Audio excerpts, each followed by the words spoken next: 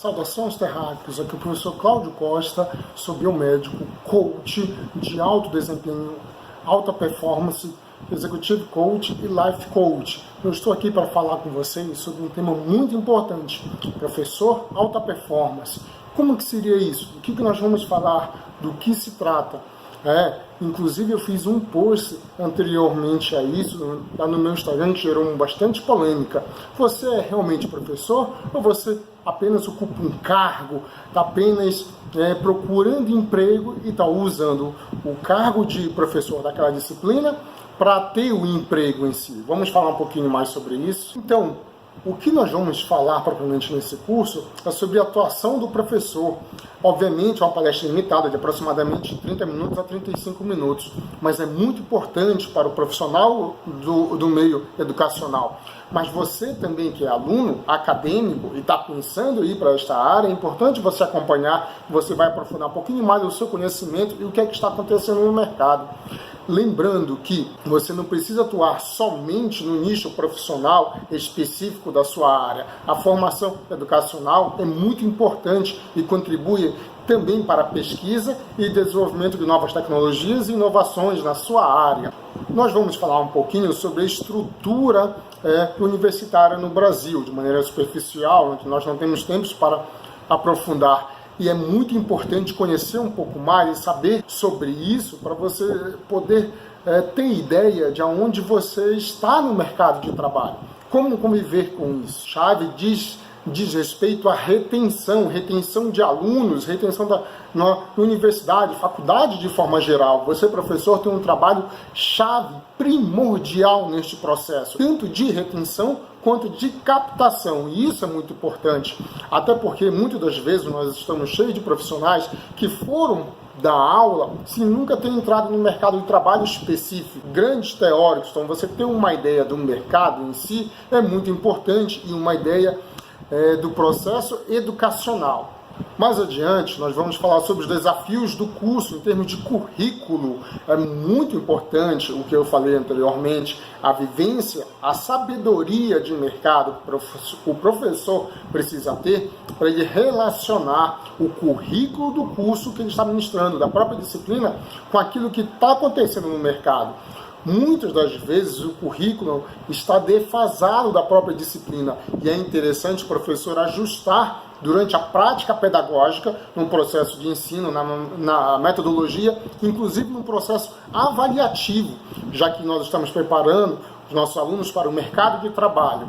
Ok? Atenção a todos esses processos. O ponto-chave é o professor, como que ele se encontra no meio de tudo, como é que ele pode se desenvolver, como é que ele pode planejar uma carreira, como é que ele pode crescer como professor, como carreira de educador. Aí entra os benefícios do coach, os tipos de coach, o que é que o coach pode fazer por você. Isso nós vamos falar de competências e habilidades do professor de alta performance, o professor que se torna imprescindível, que toma a área educacional como a sua profissão em si, e não algo para ele ter emprego, para ele ocupar, esperar algo melhor, e sim como carreira. Nós vamos falar de habilidades e competências para serem trabalhadas a partir disso. Os principais problemas que os professores encontram, que nós educadores encontramos no meio universitário, descrito pelos próprios professores, pelos próprios profissionais. No final, eu vou mostrar para você o que é o Alliance Coach. Acompanhe comigo, vamos iniciar. Lá no início, então vai de novo para você, professor. Como você dá aula hoje? É você lá na frente, passando todo o conteúdo programático que foi dado pela universidade, pelo coordenador de curso, para lá você tem que cumprir à risca aquilo? É você o detentor do conhecimento?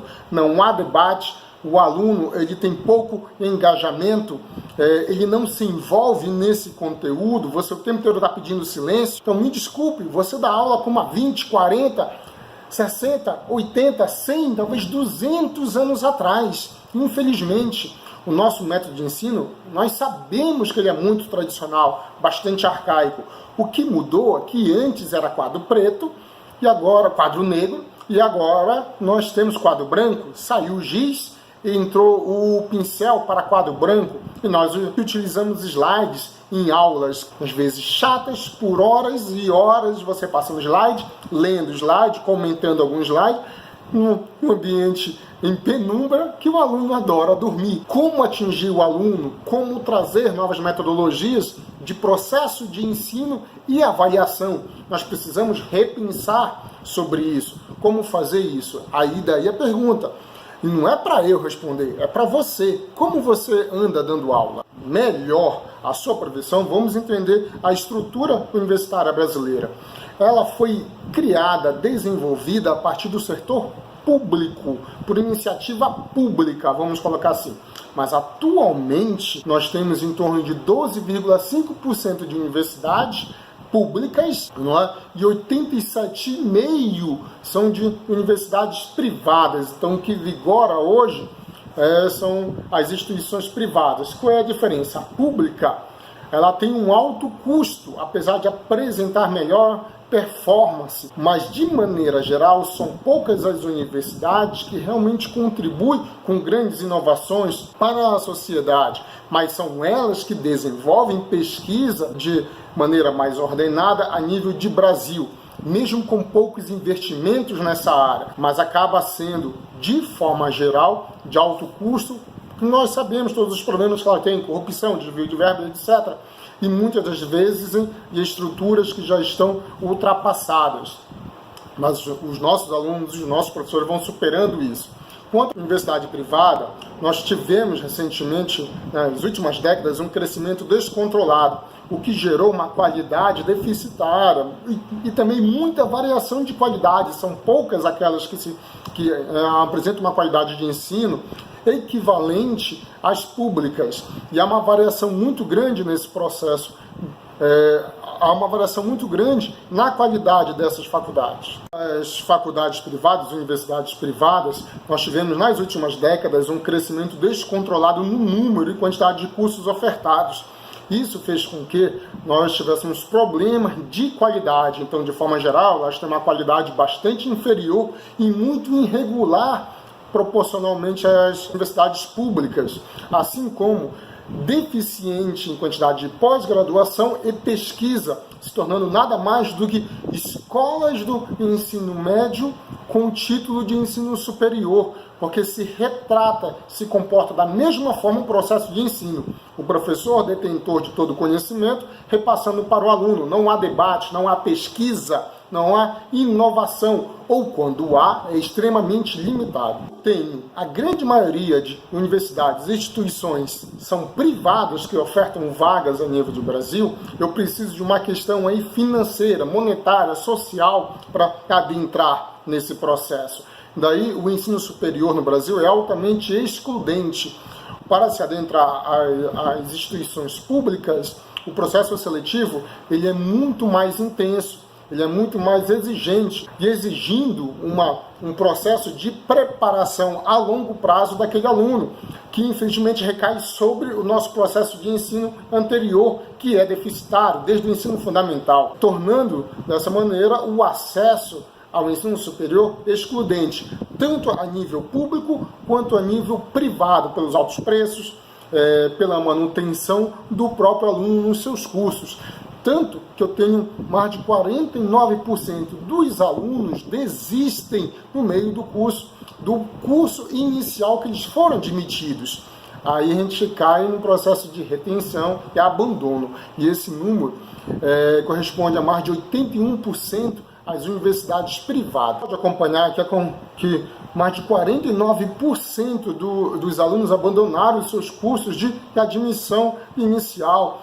Isso inclui todos os fatores que eu já citei. Antes, a própria preparação do ensino fundamental, do ensino médio, nós não temos análise de perfil do aluno, nós não temos análise profissional, análise de carreira. Então, toda a responsabilidade recai numa decisão do aluno, muitas das vezes em cima de achismo, pressões familiares, e isso faz com que nós tenhamos vários profissionais frustrados. Fora um processo que é muito comum no Brasil, onde você não escolhe carreira, você escolhe salário.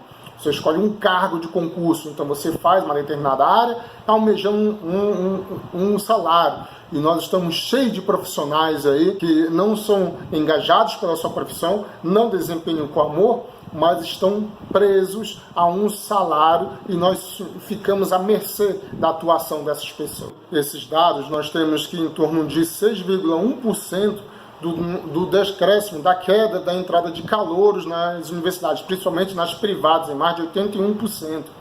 Isso devido a vários fatores. Como o ensino superior, eu falei anteriormente, ele é excludente, então entra questões financeiras, a própria crise no Brasil, questões sociais, fizeram com que houvesse essa queda acentuada.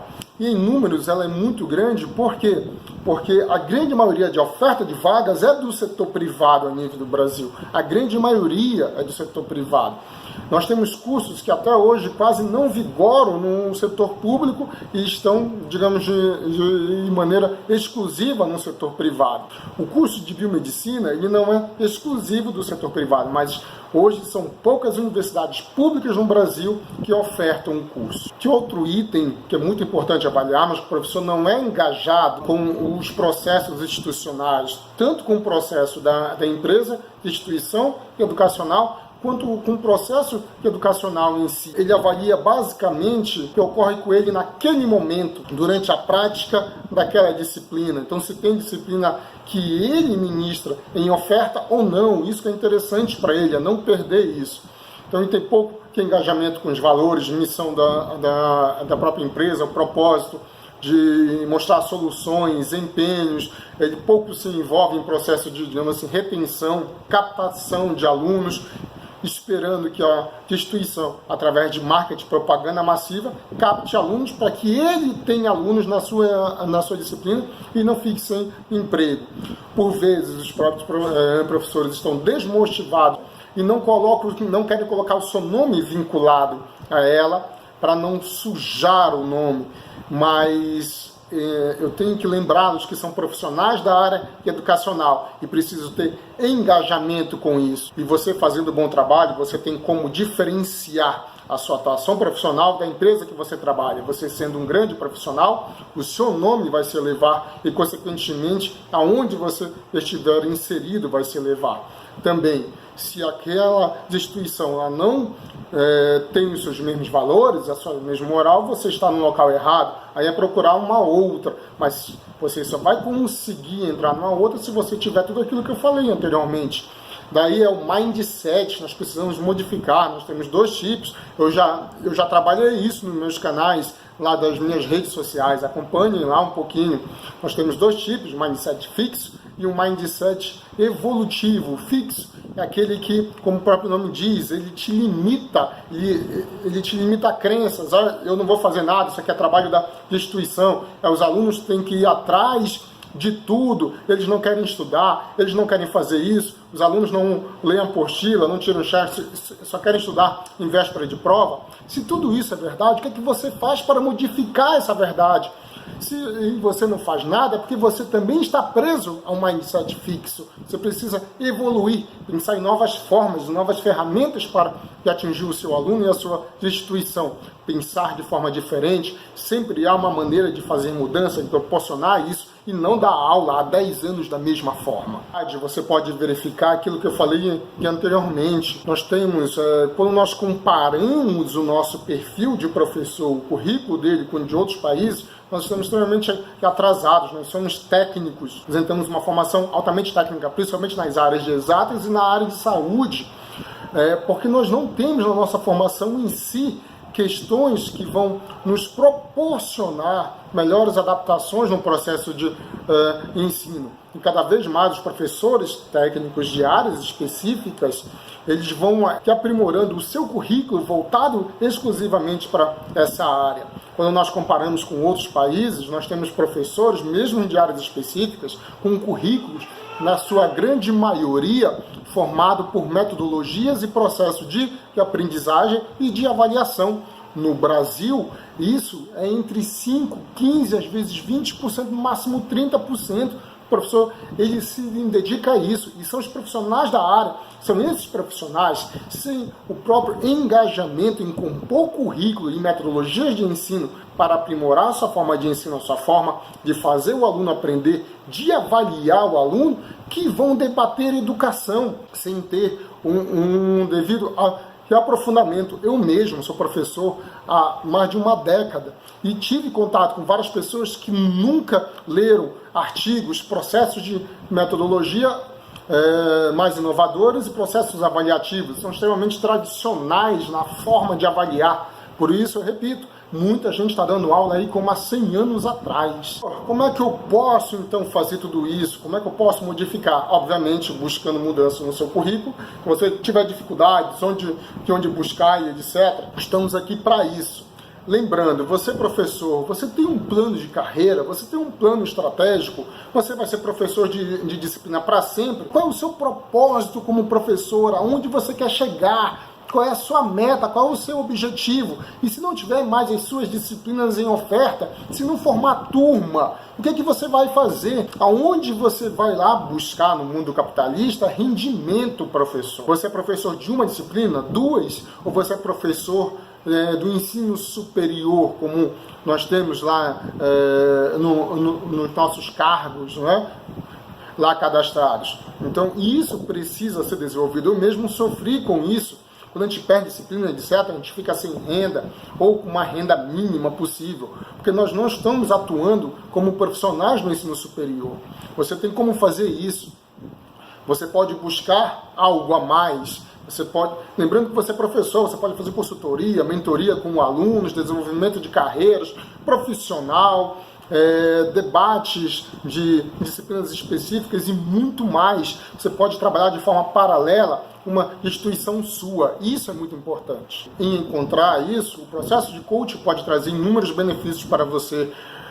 Estão aí alguns apenas listados: desenvolvimento de carreira, propósito, metas, gestão de conflitos, trabalhar, desenvolver habilidades, competências, muito mais coisa que você pode ter, assim como melhora no processo de oratória, comunicação, aumento dos seus níveis de satisfação, melhora da autoestima, confiança, clareza, motivação, mais energia, mais sucesso, saber lidar, diferenciar a vida profissional da vida pessoal e muito mais tipos de coach, de processos de coach que podem interferir diretamente na atividade do professor. Então, por exemplo, o Teacher Coach, que é um método voltado especificamente para o desenvolvimento profissional do professor, gestão dentro da sala de aula e de suas atividades, potencializar os seus talentos, gestão de conflitos, inteligência emocional, busca de metodologias mais inovadas de ensino, processo de aprendizagem. Então é um método bastante distinto e mais específico, e ele é menor também em termos de trabalho de habilidade. Coach de relacionamento, própria interação, melhorar, por exemplo, com os seus alunos, com os seus colegas de trabalho, com outros profissionais, trabalho de inteligência emocional, gestão de ideias, gestão de conflitos é muito importante também neste processo. Coach de carreira, que é definir um planejamento que é estratégico de crescimento e ascensão da carreira do professor. Lembrando, eu já tive muito dessa experiência. Nós começamos como professor, vamos evoluindo, podemos chegar a coordenador de curso, coordenador de área, diretor de instituição, de unidade, reitoria, e de forma geral, nós na área de, por exemplo, saúde, exatos, nós temos poucas disciplinas trabalhadas no processo de liderança, gestão de conflitos, desenvolvimento de pessoas, etc. Mas nós podemos trabalhar esse tipo de coisa e ser cada vez mais apto a atuar. Assim como também nós temos o coach de liderança, que é específico para trabalhar desenvolvimento de líderes e de equipes de alta performance. Todos esses processos eles são ofertados, eles são trabalhados e direcionados de forma profissional, não só para professor, mas dependendo da área nós vamos trabalhar ferramentas e habilidades para isso. Lembrando que um coach bem formado, ele é um coach científico, ele investiu muito em dinheiro e tempo, anos de estudo para estar trabalhando a alta performance, o desenvolvimento de novas habilidades, competências e alta performance. Vários materiais que já foram massificados pela ciência em termos de formas metodológicas. Eu posso citar para vocês a maior escola de formação de líderes do mundo, o IND, Harvard School. É uma escola que utiliza e testa várias dessas ferramentas. Eu trago algumas para vocês, para quem quiser fazer parte e aderir a este processo. Basta enviar um e-mail para mim no final dessa palestra. Professor, como é que isso se dá? Já até me perguntaram uma vez. O coach gera resultados mensuráveis? Óbvio. Se você trabalhar com ferramentas científicas, ferramentas verdadeiras, não no achismo, não somente o oba-oba, vai gerar sim. É como fazer matrícula em academia, isso não vai te emagrecer, você precisa ir. Então, o processo de coach é uma parceria com o seu coach, que é a pessoa que contrata a gente, ou a empresa ou a instituição. Mas você precisa fazer aquilo que é proposto, que você se engaja a fazer, senão não há resultados. E tem forma como avaliar, tem vários métodos avaliativos, assessments, você precisa fazer, que você vai verificar grandes resultados. A gente, esse próximo slide, ele demonstra muito bem isso. Nós vamos trabalhar competências, inteligência emocional, comportamento, que vão gerar várias alterações de evolução no indivíduo, em vários níveis que você possa vir a encontrar.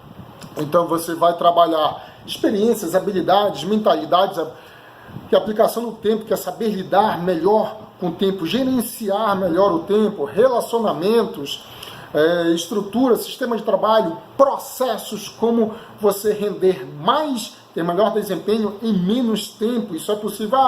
Eu tenho muita coisa para fazer, você precisa, na verdade, de organização. Você tem como fazer isso. Tem mais poder, alocação de pessoal de forma devida. Isso quando a gente está trabalhando liderança, equipes, líderes, cultura organizacional, cultura de busca de evolução.